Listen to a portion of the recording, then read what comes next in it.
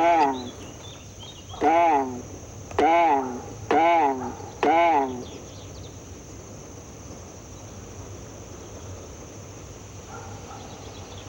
What we have begun to learn is that chimpanzees, and I suspect as well, children, have an intrinsic desire to try to figure out what's going to happen to them next.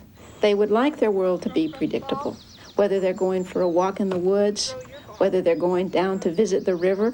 They'd sort of like to know, when they're very young in particular, what everybody's going to do next.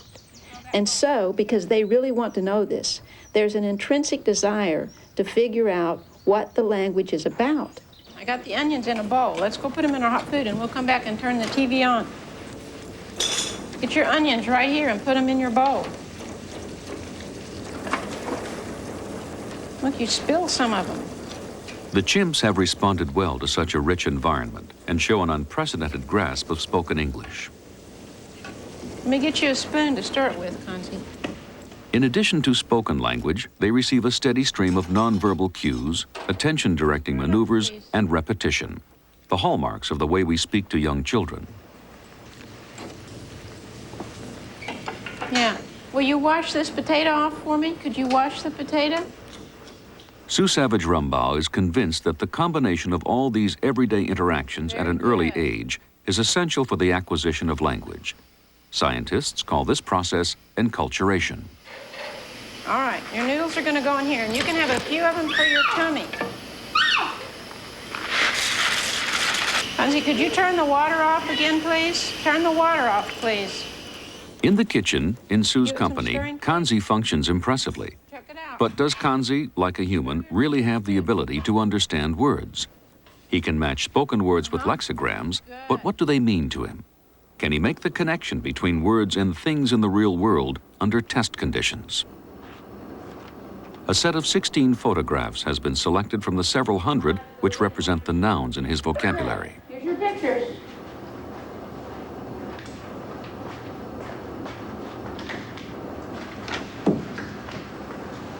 Here's your pictures. Just watch them all. They going around.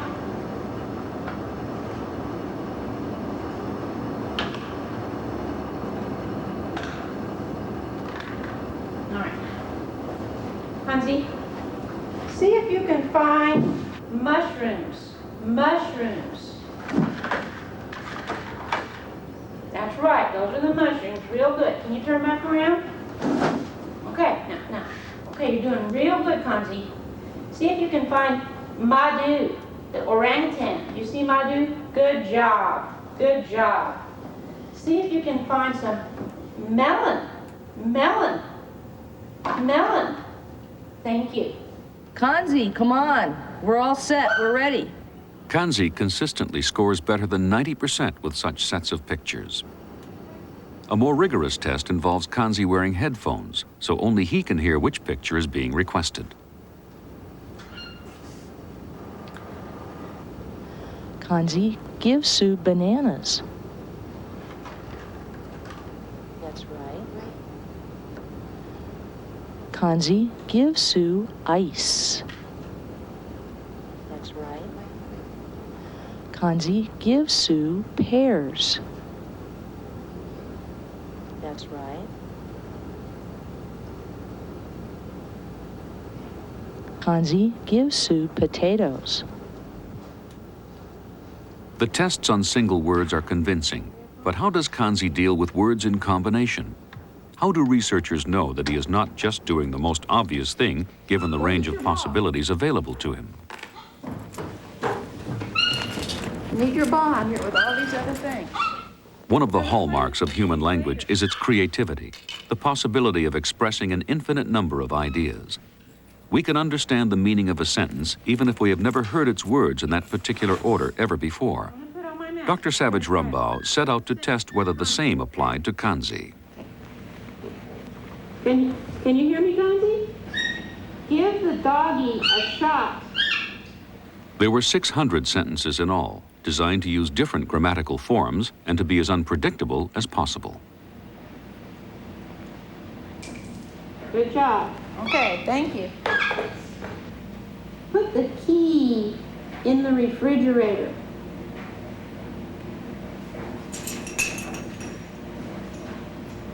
Good job. Thank you. Very nice. Hey, go get the ball that's outdoors. To do this, Kanzi has to ignore another ball which is indoors. That Kanzi could comprehend and carry out such instructions is interesting enough. Very nice. But Dr. Savage-Rumbaugh went a step further. How did Kanzi's understanding of language compare with that of human children? Janine Murphy volunteered her daughter, Aaliyah, to take part in an identical study at the age of 2 years. On some sentence types, Kanzi excelled. On others, the child did better. But by and large, both were correct about 3/4 of the time. So far as comprehension went, child and chimp were on a par. Could you take my shoe off, please? You might need to untie it. For both child and chimp, the ability to understand outstrips their ability to produce language. The girl because of her age, and Kanzi because the chimpanzee vocal tract does not allow it. Now you can take it off. It will come off now. It is in what an individual comprehends that we use as the basis for saying that individual is language competent. If they can't speak because of some anatomic reason, we don't say, well, they don't have language. We say that they can't speak and they need some other kind of medium for that. Good. Milk. You want some milk? I know, you always want some milk when you're planning to be good. I like you. Keys. Matata. Good. Oh, you want a key to see Matata, and you're going to be good. Well, I'm glad to hear that. I'm glad to hear that. For a long time, it was thought that only the human brain could understand human speech. Now we know that Kanzi's brain can understand human speech, which says very clearly that something important happened in our evolution. Our brains were able to understand speech, and suddenly our mouths became able to produce speech. The sudden emergence of speech from a hominid, which hitherto had, like the ape, only a potential for language, may be linked with our unique anatomy. I suspect that there's something very, very unique about the human bipedal posture and the human vocal laryngeal apparatus. One of the things that we know it enables us to do is make sounds like ga and ba and pa and da, sounds that we call consonants. Kanzi can't make these kinds of sounds. His sounds mostly vowel sounds. Now, if I try to talk to another person using only vowel sounds, they can't understand me. Right now! Kanzi often tries to copy human speech, but analysis of the voice prints of human and bonobo shows the problem. The human print shows the boundaries of the words clearly, where Kanzi's are blurred. We tried to invent a language for Kanzi that was composed only of vowel sounds, and we couldn't understand ourselves, which tells you what consonants do for us. They wrap little packages around vowel sounds. They are like edges around vowel sounds, and they help us tell our words apart, where one word stops and where another word starts. And because we could do that, we could invent languages. We could utter new sounds that were discriminatively different. We could go around and name all kinds of things with words that sounded different to other individuals. And I think this must have been a great turning point in the evolution of mankind. And I think if you could give chimpanzees or bonobos that same ability today, they would take off and they might follow a course that would be eerily similar to that of our own species. Going back in time from the human species today, we see that some 3 million years ago, our ancestor might have looked something like this. Not very different yet from the way the bonobo chimps look today when they walk upright with hands free. Archaeology can reveal much about our own past, but words leave no fossils, and scientists have to depend upon comparisons between living species to draw conclusions about how our own capacity for language might have come about. Sue Savage-Rumbaugh's findings point to an origin of language which goes back several million years and may even predate human evolution. To do this sort of work with great apes, you have to become part of the group and win their respect. Some rules, like not jumping on the researcher's head, have to be enforced. Otherwise, working with adult apes would be too dangerous. Physically, humans are no match for chimpanzees. I'm not gonna have it. Here, young Tumuli has broken the rule, and Sue reprimands her. It is interesting how Kanzi seems to intercede on behalf of his younger sister.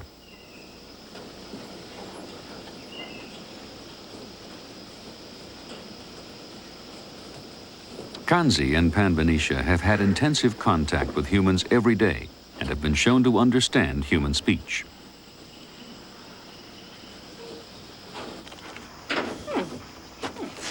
Tumuli, some bark.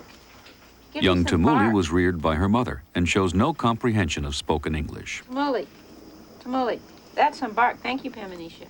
Tumuli. Sometimes it seems as though Kanzi is able to act as a kind of interpreter, showing his younger Tumuli, sister what here. the words mean. Tumuli, could you slap Kanzi? Tumuli, you. Slap Kanzi. You slap Kanzi. You slap Kanzi. Tumuli, could you give Kanzi a hug? Kanzi's gonna... Tumuli, could you groom Kanzi? He's asking you to groom him. Look, you put your hand up there. Isn't that nice? Go ahead, groom Kanzi. Look, he's showing you. Now, more so than ever, the data are so strong that every reasonable scientist, every reasonable person should be willing to conclude that, yes, indeed, the chimpanzee does have not just the appearance of language, but does have the competence for language, particularly if it is reared from birth as though it is something it is not, namely a human child. So the more completely a chimpanzee is immersed in human culture, the more likely it is that an understanding of human language will be acquired. As a parent would to a child, the researcher seems to transmit the necessary knowledge through the everyday process of caregiving. Behavior, emotion, cognition, that's very